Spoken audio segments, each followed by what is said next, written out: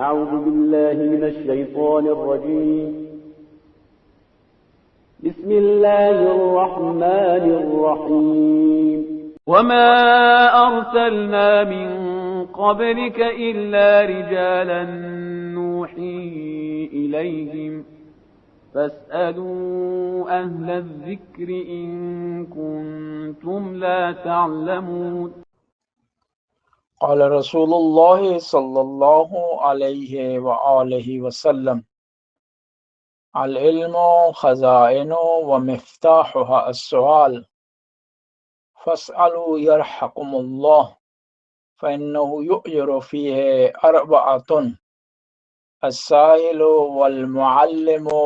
والمستمع والمحب لهم۔ پیغمبر گرامی نے ارشاد فرمایا ہے کہ علم خزانے ہیں اور ان کی چابی سوال ہے۔ اللہ تم پر رحم کرے، سوال کرو،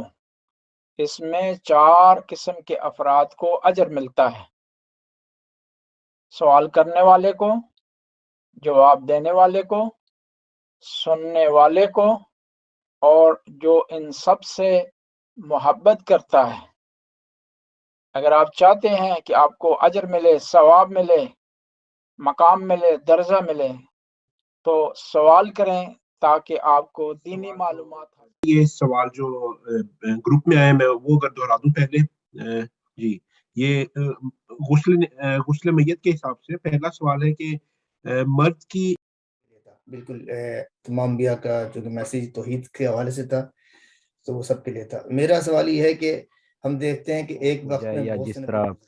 ضیاء الحق بھی شہید ہے، بھٹو بھی شہید ہے، تو یہ اسلام آیا کہ یہ وہ شہادت کے رتبے پہ ان کو فائز کرنا جائز ہے یا صحیح ہے یا جائز نہیں کون صحیح سے ہیں، اسلامی روز؟ مستحب کیا ہے اور سنت کیا ہے؟ جی السلام علیکم مولانا صاحب، یہ میں نے 2 چیزیں آپ کو پرنٹ بھیجے ہیں، اور یہ کوئی نئی چیز نہیں ہے، بہت پہلے بھی یہ سلسلہ چلتا رہا، بلکہ پہلے تو بہت زیادہ تھا، تو اب کچھ کم ہو گیا، لیکن اکثر یہ ہوتا ہے کہ گروپ میں یا پرسنلی ایک دوسرے کو یہ چیزیں بھیج دیتے ہیں۔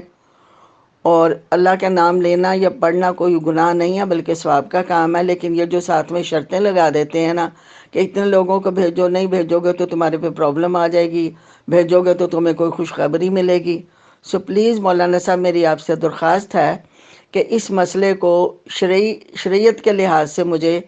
صحیح کر کے اس کو جواب دیں، تاکہ لوگوں کے دلوں میں جو ڈر اور وہم ان چیزوں سے آ جاتا ہے اور یہ جو غلط چیزیں پھیل رہی ہیں ان کو روکا جا سکے۔ تو مجھے امید ہے کہ آپ اپنی مصروفیت سے ٹائم نکال کے اس پہ ضرور۔ السلام علیکم ورحمۃ اللہ۔ اس طرح کے میسیجز کی حقیقت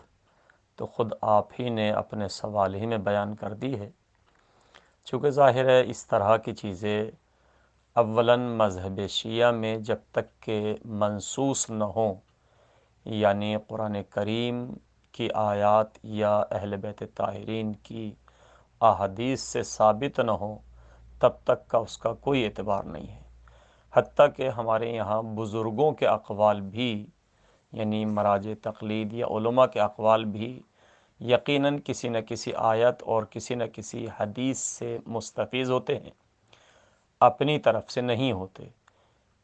ممکن ہے صراحتاً کوئی آیت نہ ہو، صراحتاً کوئی حدیث نہ ہو، لیکن حدیث یا آیت سے ماخوذ ہوتے ہیں، اسی لیے اعتبار بھی ہے۔ یعنی ہمارے یہاں جیسے کہ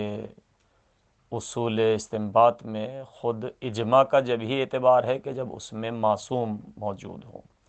لہذا کسی بھی قول کا اعتبار ہمارے یہاں جب تک آیت یا حدیث معصوم نہ ہو تب تک کوئی اعتبار نہیں ہے۔ لہذا یہ اس طرح کی من گھڑت اپنی طرف سے بنا ہوئی باتیں، خصوصاً یہ 4 نام 5 نام خدا کے لکھے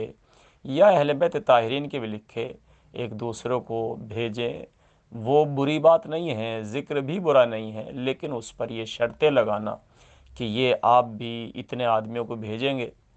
اگر بھیجیں گے تو آپ کو اتنا فائدہ ملے گا، نہیں بھیجیں گے تو کوئی نقصان ہو جائے گا، کوئی حادثہ ہوگا، یہ سب من گھڑت ہے، لوگوں کی اپنی بنائی ہوئی ہے۔ ہو سکتا ہے اس میں دشمن کی سازش بھی ہو تاکہ ہمارے جوانوں کو فقط اسی دنیا میں گھیرے رکھیں، اور ہم فقط یہی ایک دوسرے کی باتیں ادھر سے ادھر کرتے رہیں اور آگے ترقی نہ کر پائیں، علمی میدان میں ہمارے جوان کام نہ کر پائیں۔ یہ بھی ممکن ہے کسی دشمن کی سازش ہو، یہ بھی ممکن ہے فقط شیطانی حربہ ہو، اور شیطان نے چونکہ کبھی کبھی کلمت حق یراد بہل باطل، بات حق ہوتی ہے لیکن مقصد باطل ہوتا ہے، اس میں بھی اس طرح کے امکان ہے۔ ذکر خدا، ذکر الہی، ذکر اہل بیت ثواب ہے، لیکن اس میں یہ شرطیں لگا دینا کہ اگر آپ نے کام کیا تو آپ کو یہ اجر ملے گا، نہیں کیا تو یہ حادثہ ہو جائے گا، یہ سب چیزیں جب تک کہ مستند نہ ہو معتبر نہیں ہیں اور ان کا کوئی اعتبار نہیں ہے۔ لہذا مومنین ان تمام میسیجز سے اجتناب کریں، اور جو ذکر الہی کرنے کا حق ہے، جو معصومین سے مروی ہے، وہی ذکر الہی کریں تو انشاءاللہ دعائیں بھی اسی میں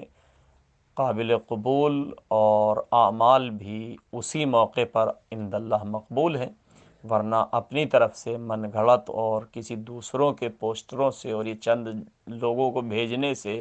دعاؤں کے قبول ہونے یا کسی عذاب کے نازل ہونے سے کوئی ربط اور کوئی واسطہ نہیں ہے۔